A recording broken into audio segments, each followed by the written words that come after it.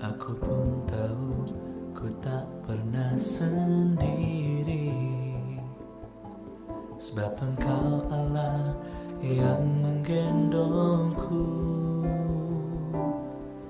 Tanganmu membelaiku. Halo, shalom guys, ketemu lagi dengan saya Marino di Good News Program, salah satu program yang mengabarkan kabar baik. Dan kali ini kita akan membahas tentang worship with truth and spirit, menyembah dalam roh dan kebenaran. Dan kali ini bintang tamu saya adalah seorang pastor yang luar biasa, yang dia menciptakan lagu Janjimu Seperti Fajar Pagi Hari, yaitu Pastor Aven. Dan ini aku kasih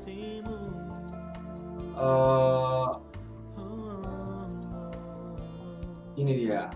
Nah, Pastor Aven Hardianto, beliau merupakan orang yang luar biasa, dan kita akan terhubung dengan beliau di Zoom. Tampaknya beliau sudah standby. Oke, ini dia. Ya, sambil kita menunggu ya. Oke, halo. Shalom, Ko. Halo. Shalom. Ya, Ya. saya dengar. Ya, dengar. Oke. Gimana kabarnya, Ko? Pak Marino dengar? Dengar, jelas. Oke. Saya juga udah dengar pakai speaker. Oh, oke. Ya, shalom. Gimana kabarnya, Ko? Baik, puji Tuhan. Ya. Juga bagaimana juga dengan kabar dari Marino? Oh ya. Sekarang apa kok kegiatannya hari-hari ini kok di masa COVID ini, pandemi ini? Kegiatan sehari-hari saya hari-hari ini sering berada di rumah. Ya, kemudian juga pertemuan secara online dengan para pengerja. Ya, kemudian kebetulan saya juga sebagai gembala. Oh, oke. Jadi hari-hari ini kan tidak bisa beribadah. Ya, biasanya kita beribadah 7 kali ibadah, tapi otomatis dengan himbauan dari pemerintah kita beribadah di rumah. Ya. Otomatis kami juga menggunakan sistem Zoom ini. Ya. Jadi betul. kami sistem Zoom, tapi kami berkomunikasi dengan para pekerja. Ya, ya kira-kira sampai 130-140 pekerja kita masuk dalam menara doa melalui Zoom ini, ya melalui online. Kita berdoa bersama-sama menggunakan alat musik, ya keyboard, ya kemudian kita memuji menyembah Tuhan bersama-sama, berdoa, bersaksi. Ya, ini cara keterbatasan kita untuk terus kita tetap bisa eksis. Betul. Ya, untuk bersekutu dengan para anak-anak Tuhan di komunitas kita. Seberapa besar kok dampaknya di Malang? Katanya hari ini sudah mulai diberlakukan PSBB ya? PSBB. Ya, per hari ini saya dengar diberlakukan PSBB Semalang Raya. Semalang Raya. Jadi betul. Ya, dari Batu, dari Kabupaten Malang dan Malang Kota. Dan sudah diberlakukan. Cuman saya tidak tahu konsepnya seperti apa karena saya tidak keluar rumah. Saya tidak keluar rumah. Itu. Oke. Berarti memang ini ya, semuanya terhambat ya, untuk kebanyakan gereja-gereja sudah melakukan ibadah online juga ya, mau nggak mau akhirnya. Iya. Kita semua seperti itu. Sama apalagi kebetulan juga ibadah kita ini di hotel Savana dengan di hotel Swissbell. Oke. Jadi otomatis banyak hotel yang di Malang ini tutup gitu. Sehingga akhirnya memang ya walaupun para gereja lain memiliki tempat ibadah permanen, tapi ya 100% rata-rata ya tidak ada ibadah di gereja seperti itu. Iya, betul. Betul sih kok, karena memang di Samarinda sini pun juga demikian. Jadi kita semuanya melakukannya dengan online gitu. Nah, saya ini tahu kok Aven sudah cukup lama sih. Saya orang yang luar biasa, dan puji Tuhan kok saya bersyukur sekali hari ini saya bisa berbincang dengan Ko Aven. Kalau dulu tuh cuman dengar ceritanya, cuma bisa lihat dari jauh. Sekarang puji Tuhan bisa ngobrol langsung. Karena juga Iya. ya salah satu idola juga lah kok. Karena Ko Aven kan di Malang dulu kan apa ya, barometernya musik Malang juga salah satunya lah. Dan Ya. bisa nggak sih kok diceritain, kan Ko Aven kan pencipta lagu Janjimu Seperti Fajar. Itu awal mulanya seperti apa sih kok hingga tercipta lagu Janjimu Seperti Fajar itu? Iya. Saya lagu Janjimu Seperti Fajar itu lahir dari sebuah pergumulan kehidupan. Ya, pada waktu itu, pada saat saya berada dalam sebuah lembah kekelaman, ya seolah-olah semua kehidupan saya gagal secara manusia. Ya, karena memang sebuah sebab akibat, karena saya mengalami yang namanya sakit hati ya terhadap almarhum mertua saya, ya sehingga akhirnya menjadi sebuah kepahitan, ya sehingga akhirnya seolah-olah pintu-pintu tertutup di dalam kehidupan saya, ya pintu berkat, pintu damai sejahtera, ya kemudian akhirnya saya benar-benar terpuruk, bahkan ada sebuah tidak ada kata lain kecuali saya ini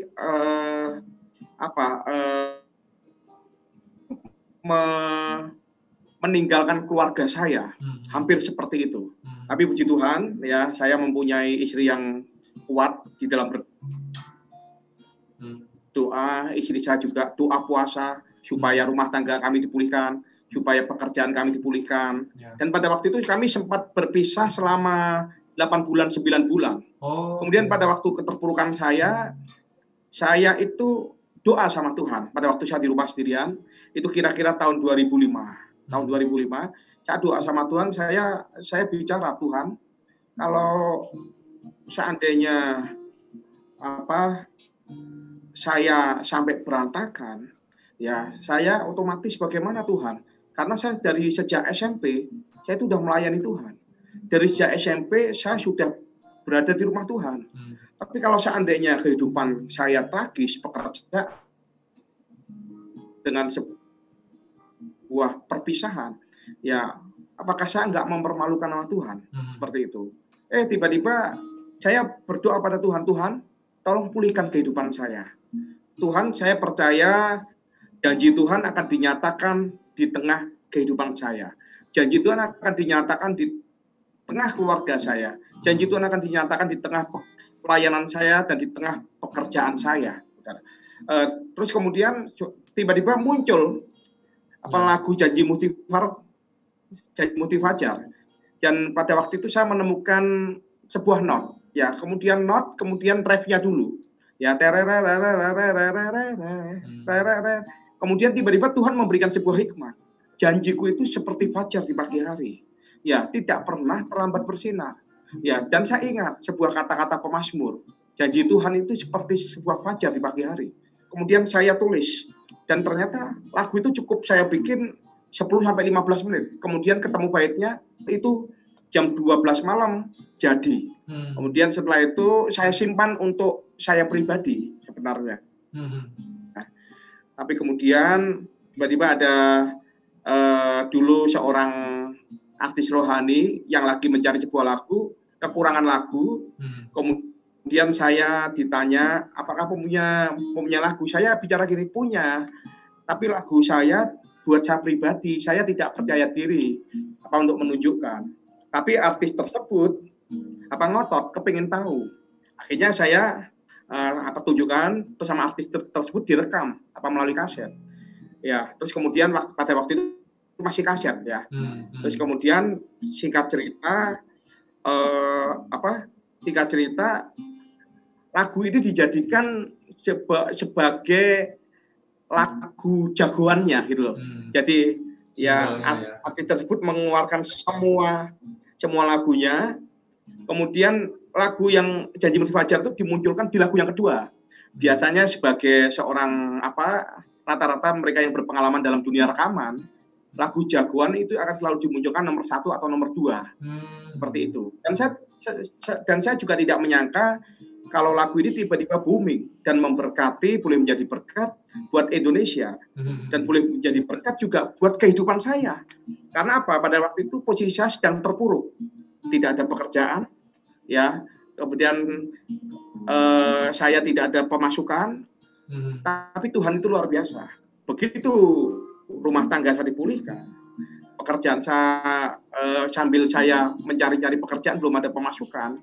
Tiba-tiba Tuhan memberkati keluarga saya juga melalui lagu ini. Lagu ini tiba-tiba dimunculkan Tuhan, tiba-tiba sampai masuk ke salah satu televisi swasta yang menjadi 26 episode. Ya, saya masih ingat pada waktu itu bulan Desember. Ya, kemudian pada waktu yang anehnya, pada waktu TV ini kan sebenarnya televisi ini tidak memunculkan lagu Janji Putih Fajar. Sebenarnya yang dipakai adalah lagu lain yang sudah diiklankan, lagu lain ya oleh salah seorang pencipta lagu yang pada waktu tahun-tahun itu juga terkenal, saudara, ya, terkenal. Kemudian tiba-tiba 1 minggu iklan daripada sinetron itu dirubah menjadi Janji Putih Fajar, dan saya belum diberitahu waktu itu. Jadi saya belum diberitahu, baru besok tayang, malamnya saya ditelepon dari pihak stasiun swasta tersebut, ya. Saya ditelepon dari televisi swasta tersebut, Pak, kira-kira boleh nggak lagu Janji Putih Fajar kami pakai untuk soundtrack daripada di Natal? Wah, saya ngomong ya pakai aja. Ya. Kemudian ya puji Tuhan, seperti saudara ketahui bahwa akhirnya lagu ini boleh dikenal oleh Indonesia, berkati anak-anak Tuhan di Indonesia. Bahkan saya melihat banyak saudara sepupu kita juga menyanyikan, ya, padahal tidak tahu kalau jadi ini adalah sebuah lagu yang pergumulan daripada kehidupan saya. Kemudian juga tiba-tiba waktu itu booming royalti, ringback tone, booming ringback tone, dan karena anugerah Tuhan tiba-tiba lagu ini menduduki tangga nomor 1 lagu religius ringback tone. Dan kira-kira pengguna daripada ringback tone daripada lagu ini kira-kira 80.000 orang. Ya puji Tuhan. Jadi akhirnya boleh menjadi berkat buat kehidupan saya, saudara. Ya, jadi lagu ini saya tulis memang berdasarkan sebuah pergumulan dalam kehidupan saya dan keluarga. Ya. Sungguh menarik sekali kok kisah inspirasinya, dan ternyata maksudnya saat kita memiliki pergumulan yang hebat sekalipun, satu-satunya pelarian kita itu adalah Tuhan, tempat kita berteduh, tempat kita bersandar kok ya. Akhirnya Tuhan buka jalan ya kok ya. Dan seringkali kan banyak sih hari-hari ini orang-orang yang, apalagi di masa pandemi ini kok kan banyak orang yang dirumahkan, banyak pekerja yang dirumahkan. Mungkin mereka bisa mengalami hal-hal yang kurang lebih hampir mungkin sama seperti yang Koko alami dulu ya ketika itu. Bisa nggak Koko tips dari Koko untuk mungkin orang-orang pemirsa yang saat ini sedang melihat, yang mungkin saat ini dalam masa tertekan, tembok itu seakan tertutup, nggak ada jalan terbuka gitu loh Koko. Seperti itu. Dari Koko ada tips? Ya, memang keadaan hari-hari ini pasti dialami semua orang. Ya, kalau kita melihat yang menjadi korban itu bukan dari pandemi corona ini, yang menjadi korban bukan orang kaya, bukan orang miskin, bukan agama ini, suku ini, suku itu, ya. Tetapi corona itu yang menjadi korban universal. Semua terdampak. Golongan atas juga terdampak. Golongan bawah juga terdampak. Ya. Dan kalau kita melihat hari-hari ini kita memerlukan sebuah kekuatan rohani. Dan saya melihat justru kalau seandainya masalah ini diizinkan oleh Tuhan, itu untuk menunjukkan bahwa Tuhan itu besar. Tuhan itu besar, manusia dengan segala teknologi, dengan segala kehebatan, dengan segala pengetahuannya, dengan ilmu kedokterannya, hari-hari ini dihadapkan sebuah masalah yang belum bisa diselesaikan. Dan saya melihat ya pilihan daripada penderita corona ini adalah mati atau sembuh. Tidak ada tengah-tengah, nggak ada. Ya kan? Tapi kita berdoa sebagai gereja Tuhan supaya corona ini dilewatkan daripada kehidupan kita. Kemudian kalau kita melihat dari zaman dulu di Alkitab, ya kita melihat mungkin penyakit ini kan wabah, mungkin dikenal sebagai penyakit sampar, ya, yang mungkin juga tidak bisa diketahui ini asalnya dari mana, munculnya dari mana. Dan kalau kita melihat pandemi-pandemi yang pernah terjadi di dunia ini, ada pandemi flu Spanyol, ada Black Death, terus kemudian juga ada flu Rusia, ya bahkan mereka menelan korban 7 jutaan, itu di mana 100 tahun yang lalu. Di atas, jadi setiap zaman tuh ada yang namanya penyakit ini, pandemi-pandemi, tapi dalam bentuk yang berbeda. Nah, tapi kalau saya melihat ini kalau diizinkan Tuhan, manusia tidak bersandar pada kekuatannya sendiri. Karena apa? Di balik kehebatan manusia ada Tuhan yang berkuasa atas alam semesta. Dan saya percaya juga dengan keadaan yang tidak baik ini, maka banyak orang akan mencari Tuhan. Karena saya melihat apa? Kekayaan tidak bisa menjaga kita. Kepintaran tidak bisa menjaga kita. Dari kalangan menteri kena, dari kalangan pengusaha kena, dari kalangan pegawai kena, dari kalangan konglomerat pun kena. Kalau saudara melihat, ya juga Marino mungkin juga mendengar ada orang yang pemilik pabrik besar ternyata juga meninggal. Ya meninggal, bahkan yang menguburkan cuma supirnya, ya kan? Menguburkan cuma supir. Padahal ya ini dari golongan orang yang berada. Karena apa? Memang otomatis begitu. Ya orang tersebut kena corona, otomatis keluarganya akan dikarantina, sehingga untuk menguburkan aja tidak bisa. Dan saya mendengar penguburannya tidak boleh lebih dari 4 jam, mau nggak mau cepet-cepetan. Jadi tidak ada namanya orang yang layak dalam jumlah yang besar, nggak ada. Juga orang juga nggak berani semua. Ya kalau hari-hari ini orang meninggal banyak nggak berani datang. Ya kemudian juga tidak bisa memilih peti mati yang bagus. Ya semua cepat-cepat dikuburkan dengan keadaan yang terbatas. Tapi saya percaya satu hal, ini kan berbicara mengenai ya langit dan bumi digoncang, laut dan daratan digoncang. Ya firman Tuhan berkata ya supaya ya semua bangsa-bangsa akan datang kepada Tuhan. Dan saya percaya ini bicara mengenai akan ada sebuah pertobatan. Amin kok. Ya semoga itu semua bisa segera berlalu lah pandemi ini ya. Dan kita kembali ke masalah musik. Ya.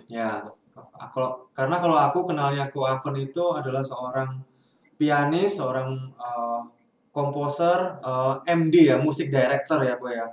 Zaman ketika itu. Nah, gimana sih kok tanggapan Koko tentang musikalitas gereja saat ini?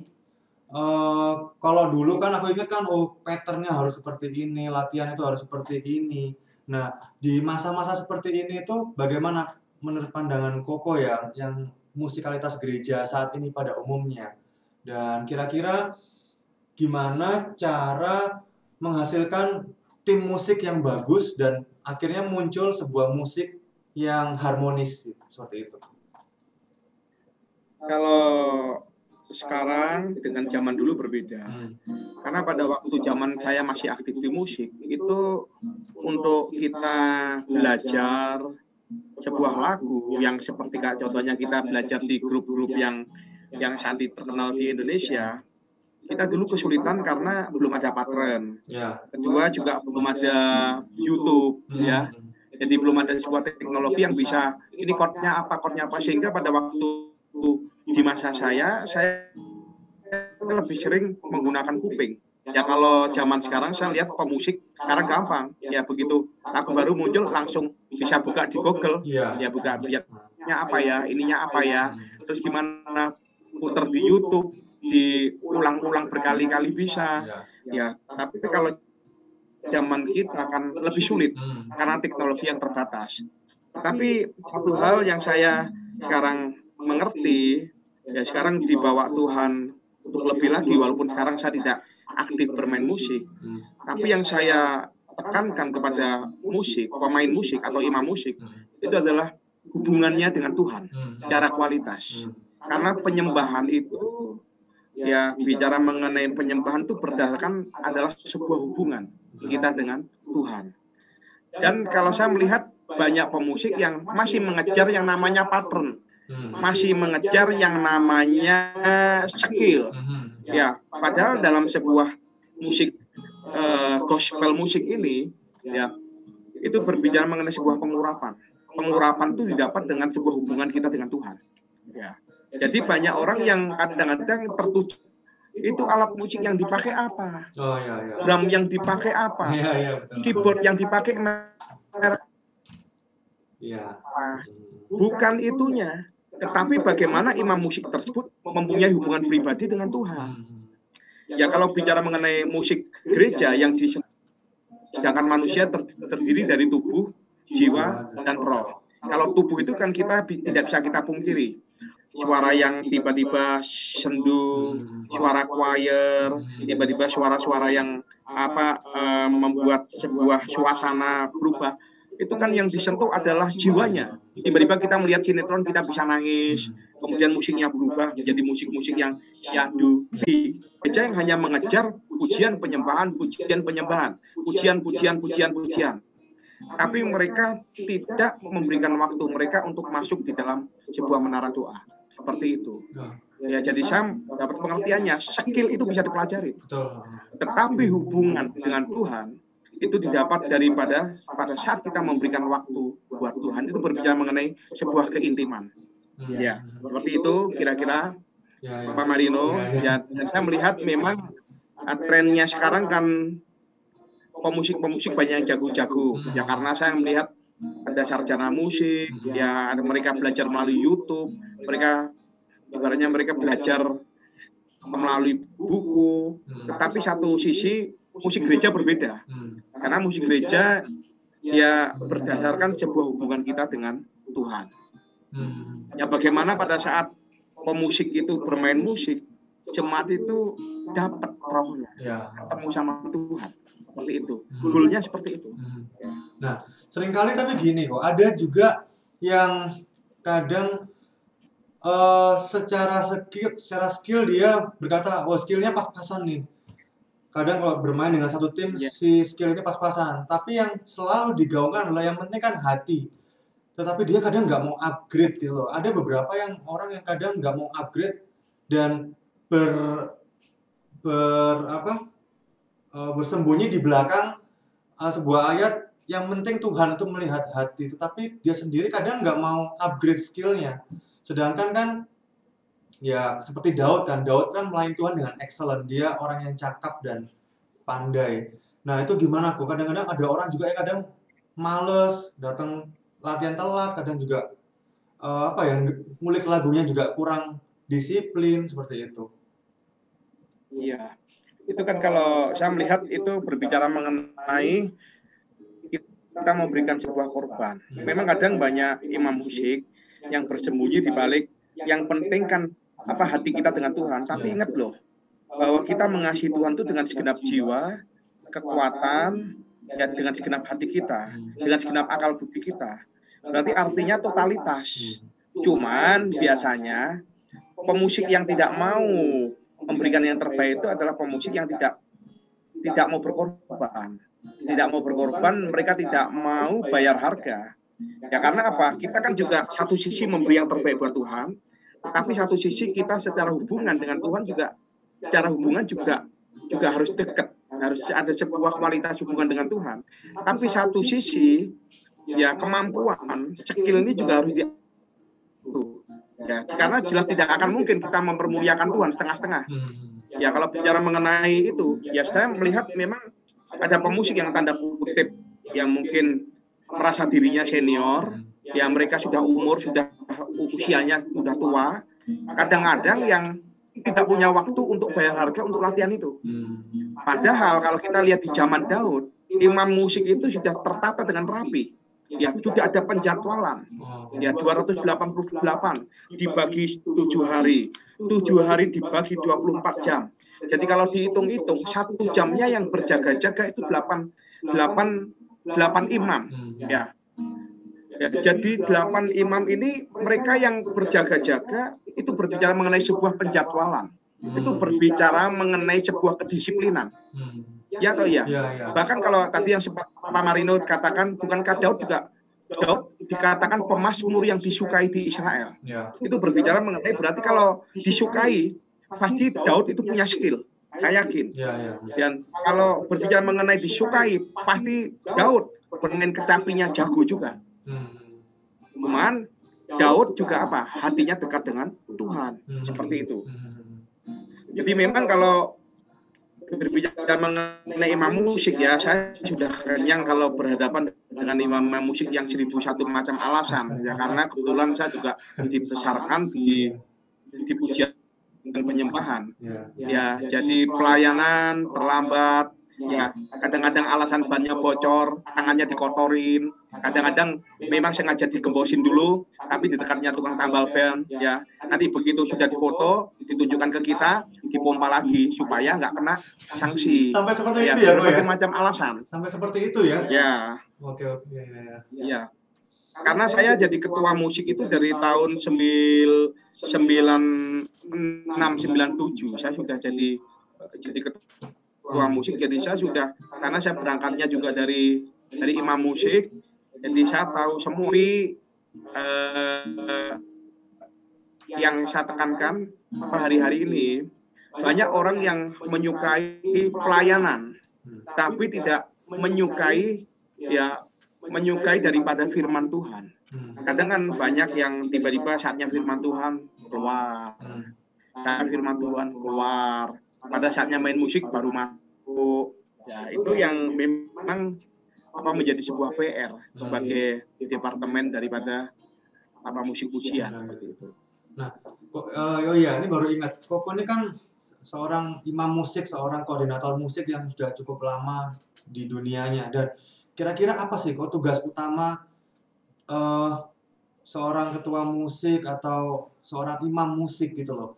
Dan kira-kira susah nggak sih selama ini Koko pelayanan dalam bidang itu ketika itu ya?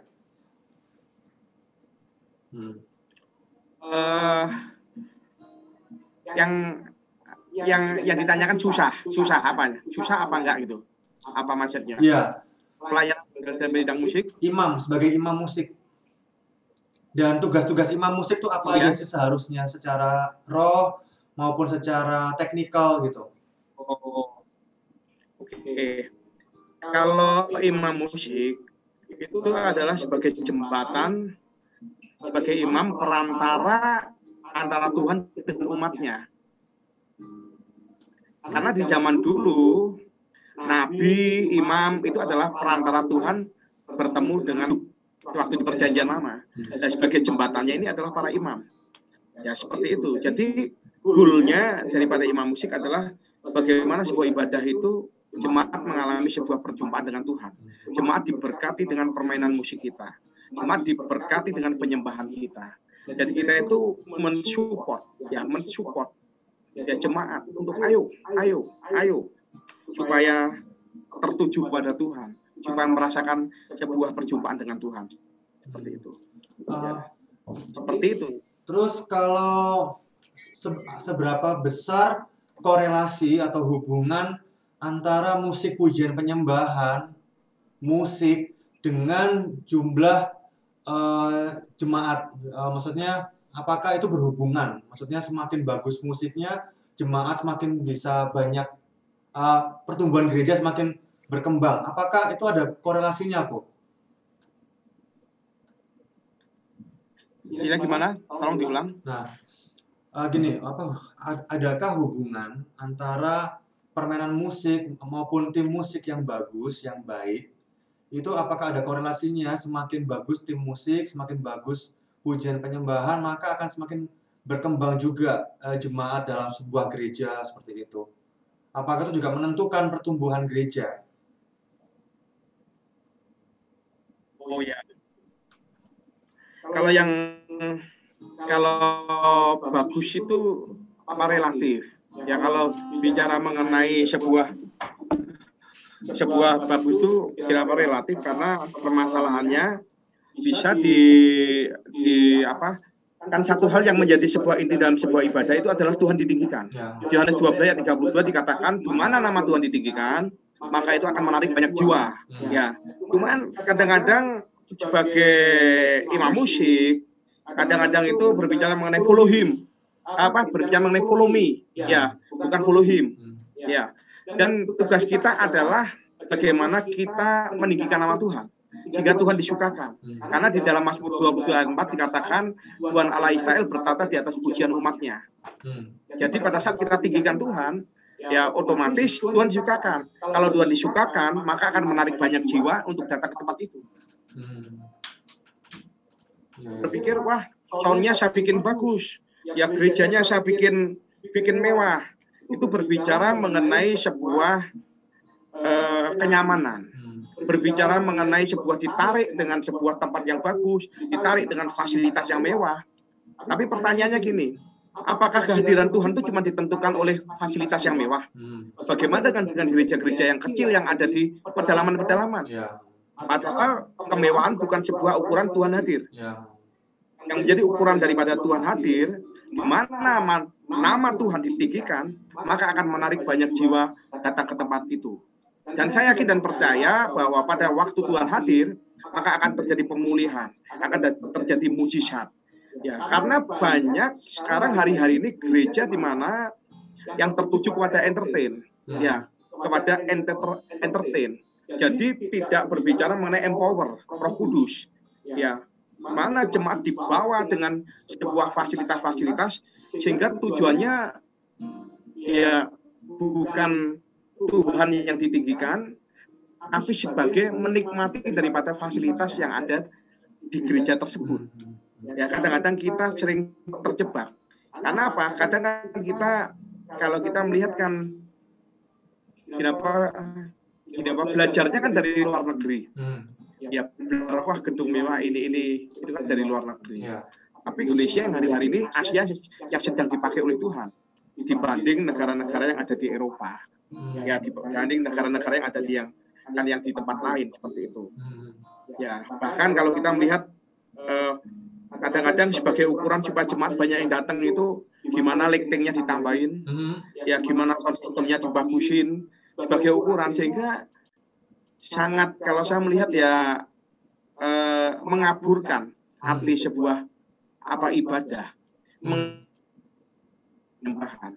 Karena kalau berbicara mengenai penyembahan adalah hubungan kita pribadi dengan Tuhan seperti itu. Jadi jangan jemaat dipengaruhi oleh keadaan, tetapi kita yang mempengaruhi keadaan.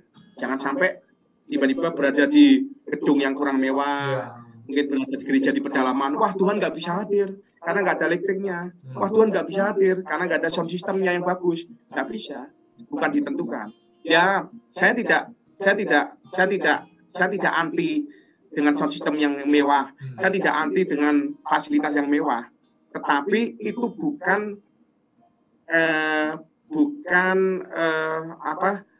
sebagai tolak ukur.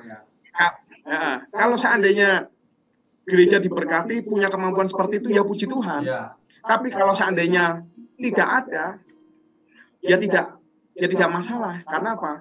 Zaman dulu tidak ada fasilitas-fasilitas yang seperti itu. Tuhan hadir, mujizat terjadi. Ya, seperti itu. Dan kalau saya melihat ini yang kita perlu tekankan kepada umat Tuhan yang akan beribadah kepada Tuhan.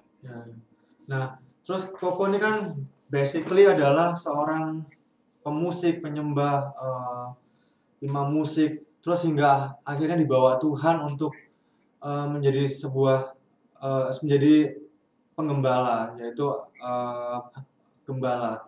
Itu gimana kok prosesnya kok transisi menuju arah itu, dan kira-kira saat ini sukacitanya, terus biasanya kan ada duka, ada suka, itu gimana kok, bisa dijelasin kok? Bisa sharing. Ini yang mau ditanyakan dari imam musik penyembahan dibawa kepada kepengembalaan. Yes. Dibawa kepada kepengembalaan.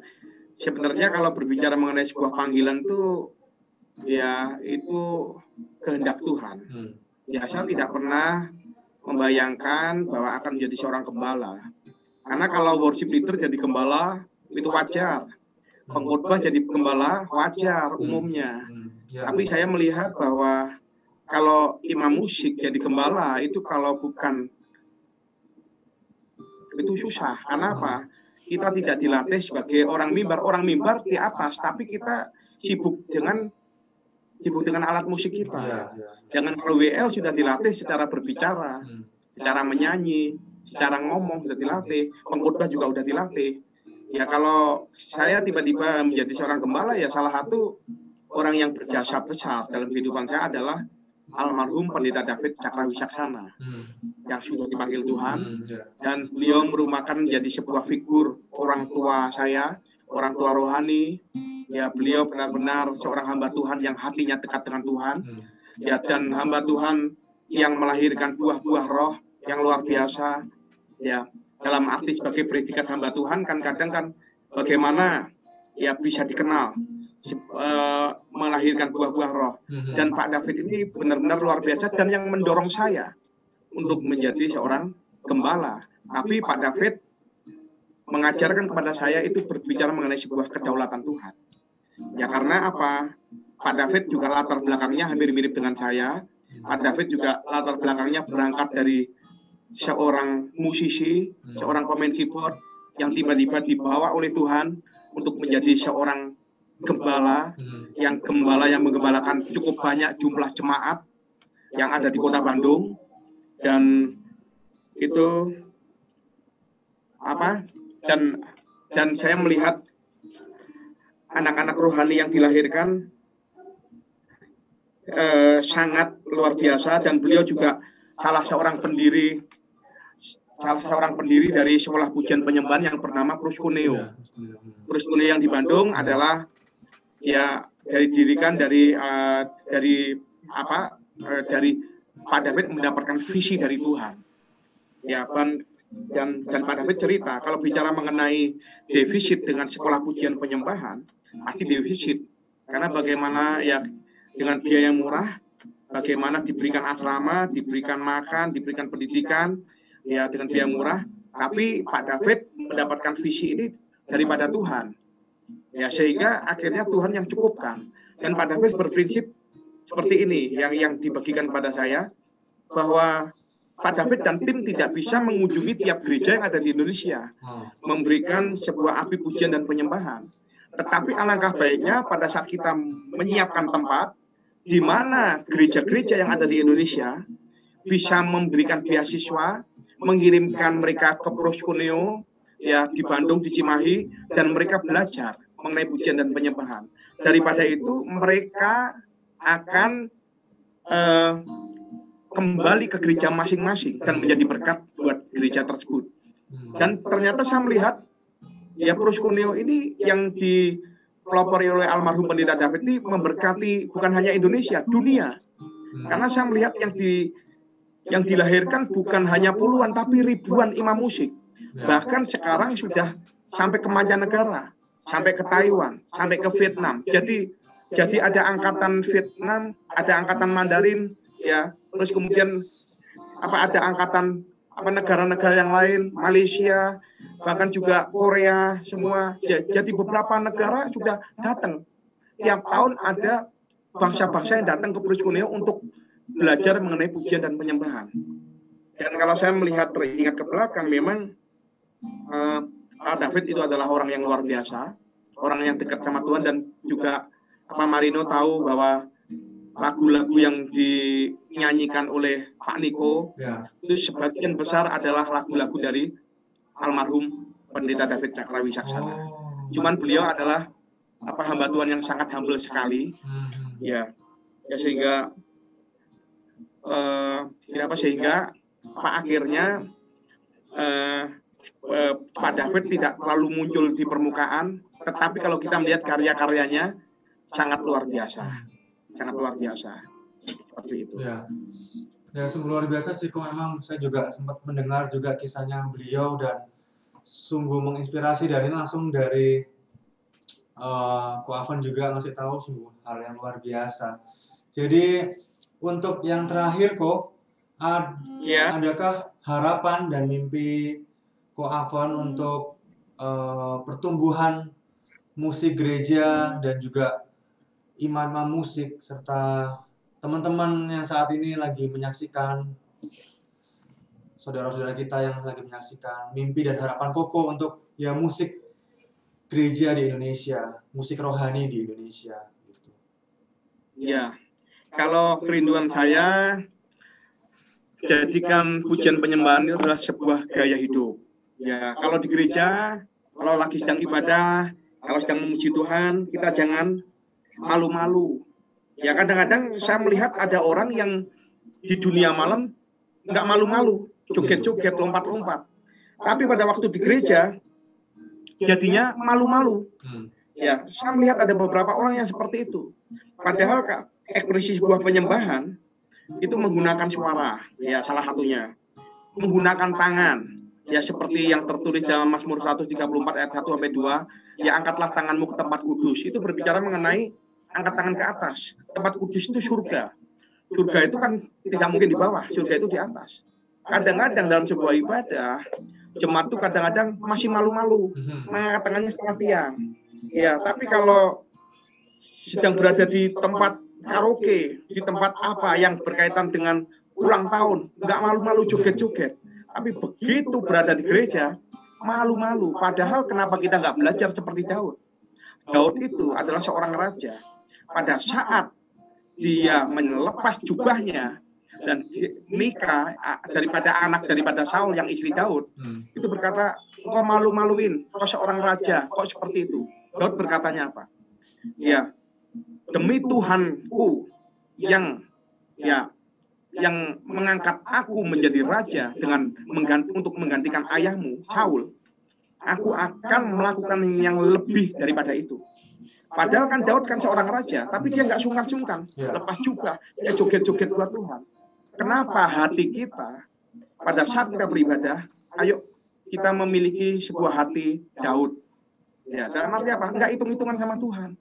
Ya, karena apa? Melalui mulut, melalui tangan, ya melalui menggunakan anggota tubuh yang lain, yang mungkin melalui gerakan-gerakan, ya mungkin juga tertawa, bersuka cita. Itu kan sebuah ekspresi, sebuah sikap penyembahan. Dan kalau kita melihat pengorbanan Tuhan di atas kayu salib, ya tidak ada sebuah alasan kita untuk berkata aku malu memuji Tuhan. Aku malu mengikut Tuhan. Ya, karena apa? Begitu besar pengorbanan Tuhan di dalam kehidupan kita sebagai orang-orang yang percaya. Ya, seperti itu. Ya, harapan saya, ya biarlah para anak-anak Tuhan yang ada di Indonesia, ya kalau menyembah Tuhan, memuji Tuhan, nggak usah hitung-hitungan sama Tuhan. Genap kekuatan, segenap hati dengan segenap jiwa mengasihi Tuhan, totalitas buat Tuhan. Karena saya yakin dan percaya, ya karena firman Tuhan kan katakan, apa yang diikat di bumi terikat di surga. Artinya apa? Pada saat kita melepaskan berkat buat surga, maka surga juga akan melepaskan berkat buat kita. Yang jadi prinsip saya seperti itu. Sehingga kita tidak ada sebuah kata malu di dalam memuji Tuhan. Ya. Oke, kok Bapak nggak ada pikiran mau ciptain lagu lagi kok? Lagu saya itu ada beberapa, ya, yang contohnya lagu Tangan Kuat. Tangan kuat yang memegangku, selalu menuntunku, itu juga lagu. Kemudian lagu Anggur Baru yang dinyanyikan oleh Edward Zen. Bukan. Anggur baru dicurahkan, berkatnya dilimpahkan bagi mereka yang mengasihi Dia. Ya, itu salah satu lagu saya. Ya, ada beberapa lagu, tapi yang kebetulan yang Tuhan pakai, yang Tuhan angkat itu adalah Janjimu di Fajar, karena sempat dipakai menjadi soundtrack daripada sinetron salah satu televisi swasta yang ada di Indonesia. Ya, luar biasa kok.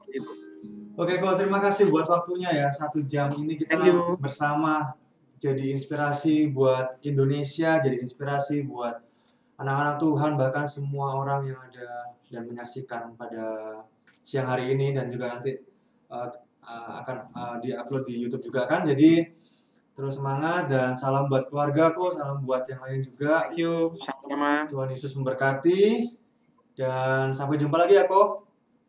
Sampai jumpa. Oke, yuk, bye. Berkati.